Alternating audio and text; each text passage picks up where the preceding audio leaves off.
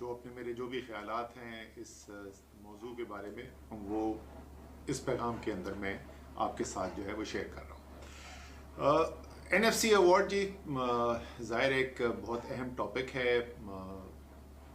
मुल्क के अंदर जो वसाइल हैं उनकी कैसे तकसीम होनी है, वो अहम तरीन फ़ैसलों में से एक होता है। और पाकिस्तान के आइन के अंदर बाकायदा उसका तरीक़ेकार दिया हुआ है। और बल्कि ये एक ऐसी चीज़ है जिसके अंदर नंबर तक जो है हिस्सा कितना फ़ीसद होगा वो भी आइन के अंदर लिखा हुआ है। तो बड़ी उसकी अहमियत जो है उसी से अंदाज़ा लगाया जा सकता है। आजकल जो और NFC अवार्ड जो है वो रिविजिट होता रहता है, उसमें कोई बहुत बड़ी ताज्जुब की बात नहीं होती। लेकिन आजकल जो ये सब मौजूद बहस बना हुआ है, ये मेरी नज़र में उसको देखना बड़ा ज़रूरी है, क्योंकि जब तक वो समझ में नहीं आएगी तो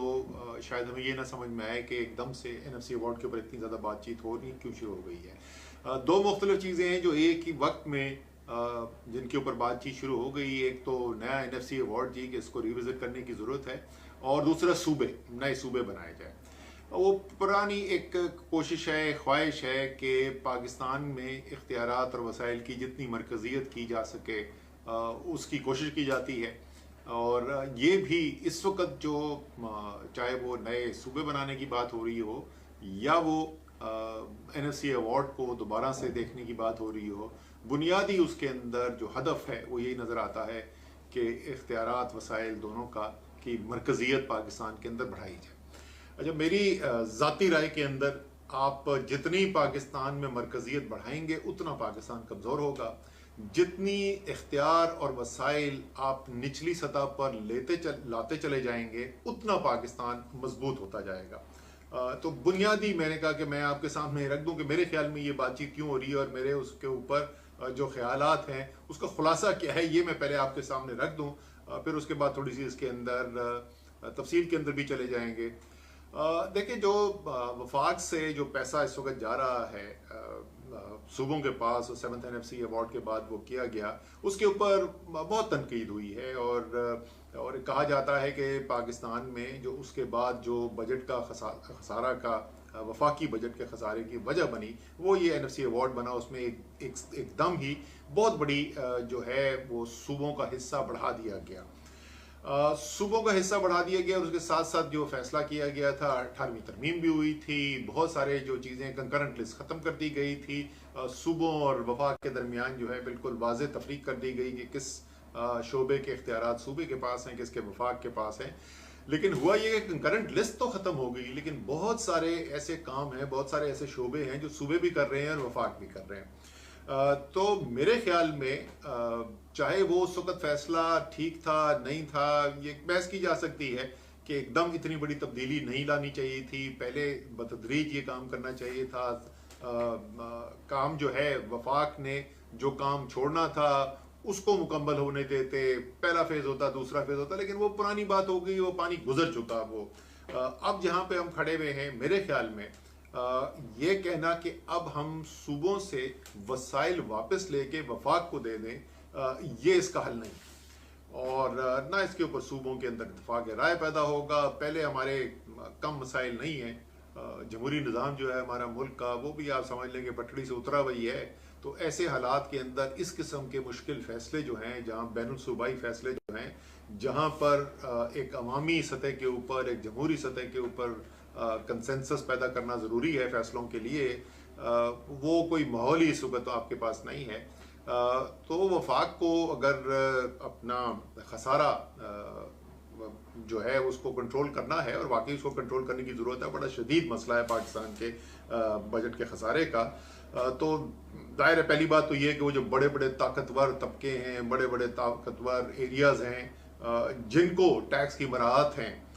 जो कानूनन जिनसे टैक्स नहीं लिया जा रहा, मसलन इतना बड़ा एक रियल एस्टेट का, जब आप देखें कि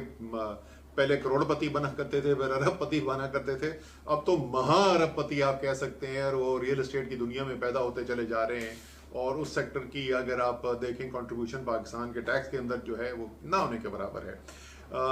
तो जाहिर है कि ये जो इतने बड़े बड़े गैप्स हैं, उसके अलावा वो शोबे जिन्होंने टैक्स देना है उसकी कंप्लायंस जो है वो कितनी कमज़ोर है, और ताकतवर लोगों के सामने, ताकतवर इदारों के सामने जो है वो वफाक जो है बेबस नज़र आता है और बसत कोशिश करने के बावजूद कामयाबी नहीं हासिल हो सकी। तो पहली बात तो ये है कि ये ज़रा आप बताएं ना कि ये दोनों काम जो हैं, यानी वो बड़े बड़े मईशत के हिस्से जिनसे उनकी जो इस्तात है, जो उनका इंसाफ की बुनियाद पे जो हिस्सा बनता है वो नहीं लिया जा रहा, तो वो क्यों नहीं लिया जा रहा। और दूसरा कि जहाँ कानून बने हुए भी हैं, और मसलन उसकी मैं मिसाल आजकल कई दफ़ा दे चुका हूँ, आज से कई साल पहले जब हमारी हुकूमत थी तो एक कानून पास किया गया जो बेनामी जायदादों के ऊपर, बेनामी प्रॉपर्टी के ऊपर कानून लाया गया। और मैं हर एक से पूछ रहा हूँ कि यार मुझे कोई एक केस तो बता दो कि वो जो कानून बना था किसकी बेनामी प्रॉपर्टी जो है उसके बाद जो है वो कब्जा की गई है। हाँ, ये हम ज़रूर सुनते रहते हैं कि किसी दहशतगर्दी की अदालत ने तहरीक इंसाफ के कौन से लीडर की जायदादें फरोख्त करने का हुक्म दे दिया। तो पहली तो दो ये बातें हैं। दूसरी जो है वो कि जब 18वीं तरमीम हो गई, जब वफाक के पास वसाइल भी नहीं है, तो वफाक फिर वो काम क्यों कर रहा है जो सूबे के जिम्मेदारी बनती है। उसके अंदर तालीम है, सेहत है, बहुत और शोबे हैं। इसी तरीके से मैं क्योंकि मनसूबाबंदी का वजीर रह चुका हूँ, तो अगर मैं सिर्फ पाकिस्तान के PSDP को, जो वफाकी तरक्याती बजट होता है, उसको देखूँ तो उसके अंदर एक बहुत बड़ा हिस्सा ऐसे मनसूबों का होता है जो बैनुल सूबाई हैसियत के नहीं है, वो किसी एक सूबे या एक शहर के लिए होते हैं।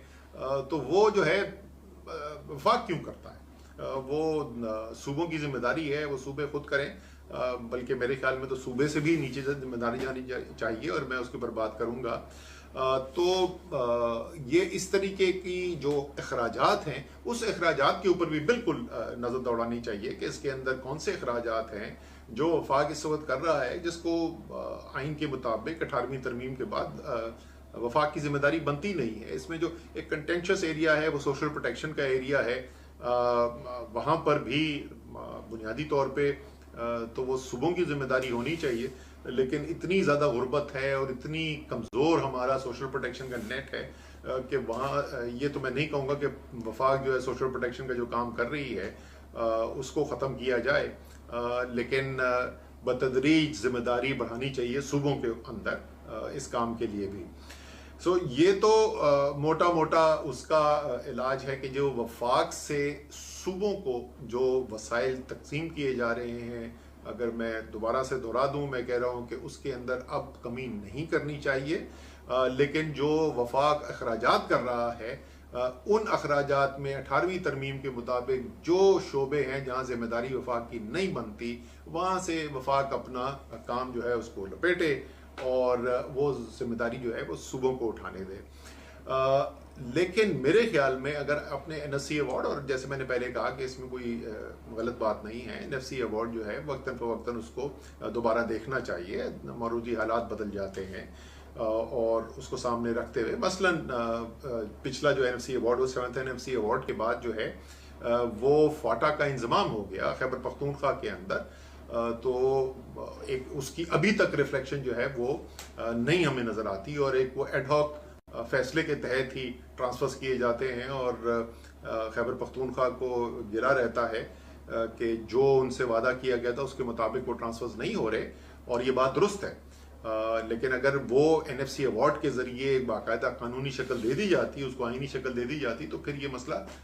नहीं होता, और आज भी अगर हम ये कर दें तो ये मसला आइंदा के लिए नहीं होगा। तो इस तरीके से और भी चीज़ें होती हैं कि क्या जिन बुनियाद के ऊपर तकसीम होती है सूबों के अंदर, क्या उसको दोबारा देखा जाए, क्या आबादी का जो हिस्सा है, जो फार्मूला के अंदर वेट है, उसको कम किया जाए, और क्या ऐसी चीज़ें हैं जो उसके अंदर शामिल की जा सकती हैं जिससे आवाम की फलाह में और तरक्की के अंदर बेहतरी आए, और सूबों को फिर ज़्यादा इंसाफ की बुनियाद के ऊपर वो तकसीम किया जाए। ये सब ज़रूर किया जा सकता है, लेकिन एक चीज़ जो मेरे ख्याल में अगली दफ़ा जब भी NFC अवार्ड के ऊपर काम हो तो उसके अंदर ज़रूर शामिल होनी चाहिए, और वो है कि सूबों से नीचे ज़िले की सतह के ऊपर कैसे पैसा जा रहा है। और ये मसला जो है ये पाकिस्तान के हर सूबे का मसला है। अगर आप देखेंगे तो आपको नज़र आएगा कि जो तरक्की की रफ्तार है, जो सोशल इंडिकेटर्स हैं किसी भी सूबे के अंदर, उसमें आपको जो सबसे ज़्यादा खुशहाल सूबा है, ज़िला है उस सूबे का, और जो सबसे ज़्यादा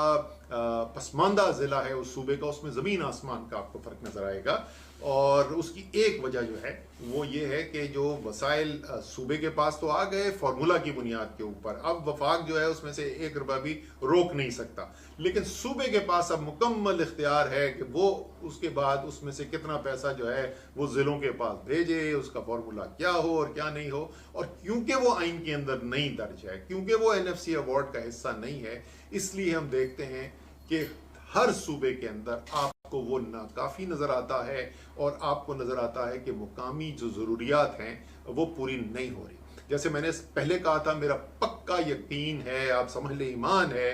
कि जितने ज्यादा इख्तियारात और वसाइल आप मरकज से निकाल के बिल्कुल अवामी सतह के ऊपर ले जाएंगे, उतना पाकिस्तान ताकतवर भी होगा, उतना पाकिस्तान खुशहाल भी होगा। अब आप मुझे ये बताएं ना कि अगर जो है वसाइल जो हैं वो एक यूनियन काउंसिल के अंदर है, और वो यूनियन काउंसिल जो है उसके पास वहाँ पे साफ पीने का पानी नहीं है, वहाँ स्कूल नहीं है बच्चों का, खासतौर पर बच्चियों का स्कूल नहीं है, वहाँ पे सेहत के कोई निज़ाम ठीक नहीं है, तो क्या आपके ख्याल में ये मुमकिन है कि उस यूनियन काउंसिल के रहने वाले जो हैं वो ये फैसला करेंगे कि अच्छा ऐसा करते हैं, ना हमें पानी चाहिए, ना सेहत चाहिए, ना तालीम चाहिए, हम ऐसा करते हैं हम 2 टैंक और ख़रीद लेते हैं? ऐसा नहीं होगा ना। जो जितनी ज़्यादा आप नीचे लाते रहेंगे इख्तियारात को, उतनी ज़्यादा मेरे ख्याल में पाकिस्तान की अवाम की बेहतरी होगी, अवाम की फलाह के अंदर बेहतरी आएगी, और जितनी ज़्यादा अवाम की बेहतरी होगी, जितनी ज़्यादा अवाम की फलाह के अंदर बेहतरी आएगी, उतना पाकिस्तान मजबूत होता जाएगा। क्योंकि पाकिस्तान किसी भी मुल्क बशमूल पाकिस्तान के रियासत का सबसे अहम जुज़ जो है वो उसका एक शहरी है, उसके रहने वाले अवाम हैं, वो खुशहाल हैं तो रियासत मजबूत है, वो अगर खुशहाल नहीं है तो रियासत मजबूत नहीं है। सो इसलिए मेरे ख्याल में ये NFC अवार्ड के अंदर, और इसी के साथ साथ क्योंकि जुड़ी हुई दोनों चीज़ें, देखें इख्तियार और वसाइल को आप अलग अलग नहीं देख सकते, इसलिए मैं बार बार जो है, इसलिए पहले भी जब 7th NFC अवार्ड की बात होती है, 7 18वीं तरमीम की बात होती है, इसी तरीके से मेरे ख्याल में एक आइनी तरमीम की ज़रूरत है। और वो आइनी तरमीम जो है उसके अंदर बाकायदा जिस तरीके से चैप्टर हमारे लिखे हुए हैं आइन के अंदर बिल्कुल वाज़ेह है, वफाक की क्या जिम्मेदारी है, सूबे की क्या जिम्मेदारी है, वफाक की क्या इख्तियार हैं, क्या वसाइल वफाक के पास रहेंगे, क्या सूबे के इख्तियारात हैं, क्या वसाइल सूबे के पास आएंगे, बिल्कुल वाज़ेह तौर पे आइन पे लिखा हुआ है। बिल्कुल इसी तरीके से हमें मुकामी हुकूमतों के निज़ाम के लिए भी ऐसी आइनी तरमीम करने की ज़रूरत है, ताकि फिर किसी इनफरादी सियासतदान, किसी चीफ मिनिस्टर की मंशा के मुताबिक जो है ये फैसले ना हो, बल्कि एक आइनी ढांचे के मुताबिक वो फैसले हों, और जो इख्तियारात भी हैं और वसाइल भी जो हैं वो निचली सतह तक, आवाम तक पहुँचे। ये मेरा बुनियादी जो मुद्दा है, जो मेरा यकीन है कि पाकिस्तान को अगर आप बेहतर करना चाहते हैं तो यही रास्ता हमने अपनाना है। एक दफ़ा फिर माजरत कि मैं खुद ज़ाती तौर पर यहाँ पर आपके साथ शामिल नहीं हो सका। इंशाल्लाह किसी मुस्तकबिल की नशिस्त में आपसे ज़रूर मुलाकात होगी। बहुत बहुत शुक्रिया। अस्सलाम वालेकुम।